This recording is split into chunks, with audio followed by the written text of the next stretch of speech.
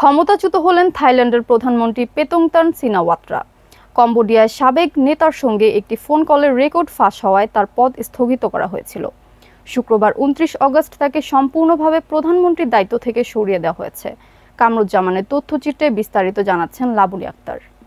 থাইল্যান্ডের সাংবিধানিক আদালত দেশটির প্রধানমন্ত্রী পেতংতান সিনাওয়াত্রাকে ক্ষমতাচ্যুত করেছে। আদালত জানিয়েছে, কম্বোডিয়ার সাবেক নেতার সঙ্গে তার একটি ফোন কলের রেকর্ড ফাঁস হওয়ায় পেতংতানের পদ স্থগিত করা হয়েছিল। শুক্রবার ২৯ আগস্ট সম্পূর্ণভাবে তাকে প্রধানমন্ত্রীর দায়িত্ব থেকে সরিয়ে দেওয়া হয়েছে। পেতংতান ২০২৪ সালের আগস্টে দেশের ইতিহাসে সর্বকনিষ্ঠ প্রধানমন্ত্রী হিসেবে দায়িত্ব নেন। মাত্র ১ বছর ক্ষমতায় থাকার পরই তিনি পদত্যাগে বাধ্য হয়েছেন। সিনাওয়াত্রা পরিবারের সদ্য সাবেক এই নেত্রী থাই রাজনীতিতে প্রভাবশালী হিসেবে পরিচিত।